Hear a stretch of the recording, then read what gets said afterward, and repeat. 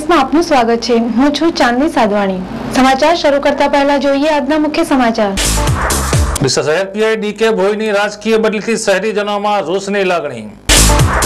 ડીસા નગરપાલિકા દ્વારા રખડતી ભટકતી ગાયો ઝડપવા ઝુંબેશ હાથ ધરાઈ।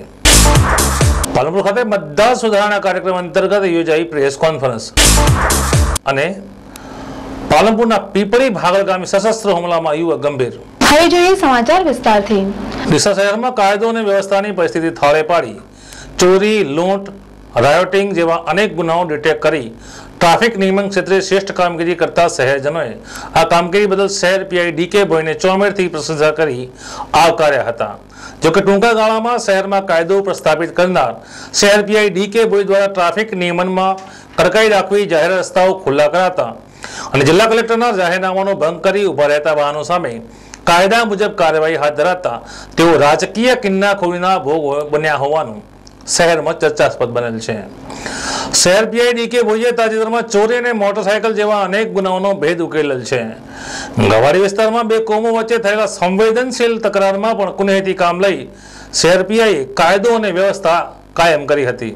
જોકે તેમની તમામ કામગીરીની કદર કરવાની જગ્યાએ એકાદ બે માસના ટૂંકા ગાળામાં જ તેઓની સિહોરી સીબીઆઈ તરીકે આજે બદલી કરવાના મળેલા સમાચારોથી શહેરભરમાં આ બદલીથી આક્રોશ છવાયો છે। વેપારીઓ, શહેરીજનો તથા શહેરના પ્રબુદ્ધ નાગરિકોમાં આ બદલી રાજકીય કિન્નાખોરીએ કરાઈ હોવાનું બહાર આવેલ છે। કોઈ રાજનેતા તેઓના અંગત સ્વાર્થ ખાતે કોઈ નિષ્ઠાવાન અને પ્રમાણિક અધિકારી સાથે આ રીતે વર્તન કરતા ડીસા શહેર પોલીસ બેડામાં પણ આ બદલી બાબતે કચવાટ જોવા મળ્યો હતો। જિલ્લા પોલીસ વડા કટારા પોલીસના મનોબળ મજબૂત થાય અને રાજકીય હસ્તક્ષેપે પોલીસને વારંવાર ન દંડાવવું પડે તે બાબત ધ્યાને રાખી આ બદલી બાબતે પુનઃ સમીક્ષા કરે તેવું શહેરમાંથી ચર્ચા રહ્યું છે। ગુજરાતની વાત કરીએ તો તાજેતરનો ઇતિહાસ ગવા છે કે રાજકીય કિન્નાખોરી અને હસ્તક્ષેપની ભોગ માત્ર અને માત્ર પોલીસ તંત્ર જ બનેલ છે।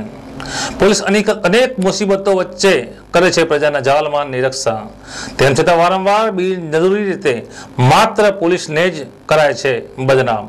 પરંતુ હવે આવા રાજકીય હસ્તક્ષેપોને હડસેલો મારવાનો સમય છે। પ્રજા પોલીસની સાથે છે। ડીસામાં તાજેતરની આ બદલીમાં શહેરીજનોએ આ બાબતે બદલીનો વિરોધ નોંધાવી પોતાની પ્રતિક્રિયાઓ જાહેર કરી હતી। છેલ્લા 1.5 માસથી સતત વરસાદથી કૃષિ પાકોને વ્યાપક નુકસાન થવાની શક્યતાઓ દેખાઈ રહી છે। જ્યારે હેઠળ જમીનોના વિસ્તાર છે ઠીક ઠીક પ્રમાણમાં ઉત્પાદન મળશે, પરંતુ જ્યાં માટી ઢાળને કાપવાળી જમીન વિસ્તાર છે તેવી જમીનોમાં પાણી ભરાઈ રહેવાના કારણે કપાસના પાકમાં રોગચાળાની શક્યતાઓ જોવાઈ રહી છે તથા મોડા વરસાદના કારણે કઠોળ પાકોનું વાવેતર પહેલાથી જ ઓછું જોવા મળતું હતું ને જે લોકોએ કઠોળ પાકનું વાવેતર કર્યું હતું તે પણ સતત વરસાદને કારણે મોલાત બગડતી જોવા મળી રહી છે। જુવારના વાવેતરમાં પણ આ જ પરિસ્થિતિનો અનુભવ જોવા મળે છે।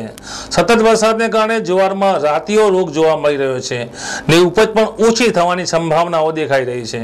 એક બાજુ આમ પ્રજા મોંઘવારીનો માર સહન કરી રહી ત્યારે કૃષિ ક્ષેત્રે અતિવૃષ્ટિના કારણે કિસાન આલમ તેમજ આમ પ્રજા પર ડબલ બોજો જોવા મળી રહ્યો છે।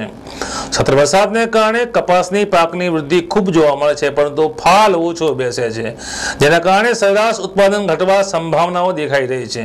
આવા ડબલ મારાથી બચવા સરકારે પ્રજાને મોંઘવારીમાં રાહત થાય તેવા પ્રયાસો કરવાની જરૂરિયાત ઊભી થયેલ છે। સમાચારમાં સમય છે એક વિરામનું। જોતા રહો આઈ વિટનેસ।